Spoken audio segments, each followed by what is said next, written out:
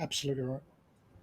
Sounds like one of the important skills we all need to have is relationship building and being willing and able to understand other people's perspectives. What's really important, just to add to what Diane's saying, is that what customer experience professionals must never forget is that in most organizations, especially legacy organizations, traditional, I say traditional, process owners, business leaders are very protective over what they do, the things that they are supposedly accountable for. When they see people like us coming along, trying to identify where there are opportunities to improve, they see that as potentially criticism. They see that as potentially people like us identifying where they are not doing a good enough job. Now, that's not our primary motivation, obviously, but potentially that is how they will perceive you. So it's really important that when we're trying to get the support of process owners, because you need their support, because fundamentally these processes are theirs, they're not ours.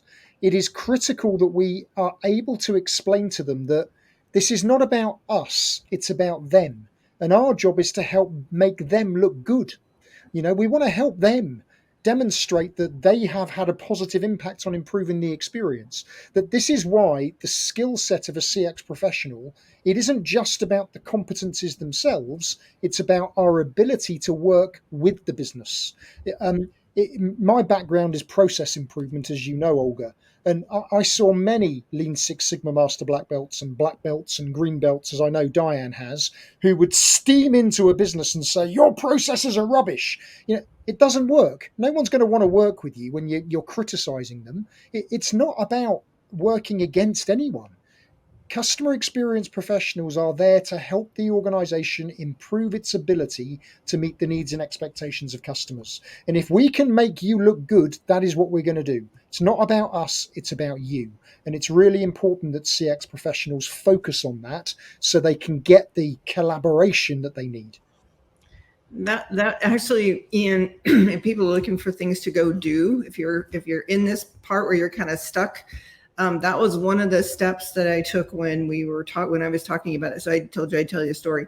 So I started as a clinical psychologist. Like, I had no idea how to write a business case, but I understood that people wanted to be successful and they had their goals that they needed, that they were being measured by. So by going to each of the stakeholders and understanding what they were driving toward, whenever we had a project or we needed somebody to come on board because we had an opportunity with the customer experience, we could look at the business case or just look at it and say, how if we change this, could that really help that person? How do we help them help themselves by getting them to come on board? Hey, did you know if we did this, it will help the productivity? And I think that's on your measurements for this year. Am I right? It's those kinds of conversations that bring people along, because that's what they're motivated by. The second thing, there were many, but the second thing was I got to be best friends with the CFO. I mean, I couldn't tell a business case story, but he certainly knew how, and he has the ear of the CEO. So if I can help him understand the connection between them and what we were doing, and he can help me with building the business case, win-win. So I would highly encourage you to go do that and learn how your organization talks and influence them on, yeah, but we haven't thought about it this way. And give them more ammo to Absolutely. Having a buddy in finance is so important. That they have got to be your best friend, because they're the ones that will get others to listen. Yes, and you can see how all of a sudden we're all very excited. So I recall my story of becoming best friends with the underwriting director back at my times at insurance. These are the best friendships, because it's like, plus and minus. But if you can form that connection, you really are set for success. So what I'm taking from this discussion is that empathy is quite a critical skill to make an ROI case for CX. And empathy is, it's got two angles to it: empathy to your co-workers and their objectives, their targets, their difficulties in setting up the right processes, but also empathy to your customers, because you are the ear, you're listening to the voice of the customer more than anybody else in the organization. And you're like a conduit between the customer into the business and creating this customer informed operating model.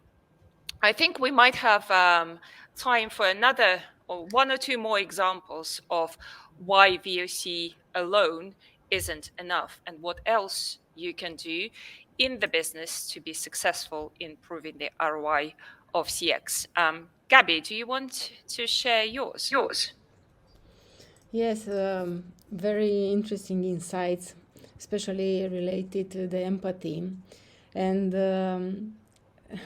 together with the organization I work with, I usually design a complete dashboard where to correlate the VOC measurements with business, voice, and process metrics for every touch point. Why is that? Because it's not an easy work, but it's worth it, the effort. Once we see how adjusting the customer journey, is this influencing the customer satisfaction and NPS, and then we can see results in business. And then it's easy to prove the impact of CX in company profitability, in ROI. Let me give you one example. We analyze the ticket average, for example, for promoters, detractors, and passives, and observe how their attitude and spending behavior is changing after we come back to them. We apologize, we solve their problems. Actually, we transform the detractors into promoters, a lot of them. Usually, the customer lifetime value is raising by the increase of ticket value and or the number of purchases. And this is the easiest way to prove the impact of CX. Now, expanding the topic, when changing the customer journey, this must be done taking consideration not only the operational efficiency, but the impact for customer. How the customer is satisfied, delight, how he is becoming loyal, and how the spending behavior is changing. And at the end of the day, the business will grow if it's profitable, if the customer will buy again and again. So as a conclusion, to have results is not enough only to measure NPS or customer satisfaction. This is only the starting point. And it must be followed by extracting the pain points and then to identify causes and to transform this into actions and correlate with specific metrics.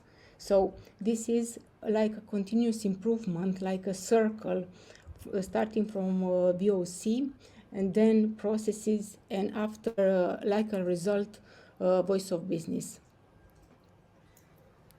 Thank you. We've got a few minutes for questions from the audience. We have a lot of questions. I'm going to address my first question to Matthieu. Whilst you're preparing to answer this, I would like all of the panelists to think about their best ROI of CX advice, but I give you a challenge. It's got to be in no more than 7 words. So whilst Matthieu is covering for you all and answering this question, think about it. There will be a few more that I'm going to address at our panelists. And then to conclude the discussion, the audience will get the best ever 7-word advice.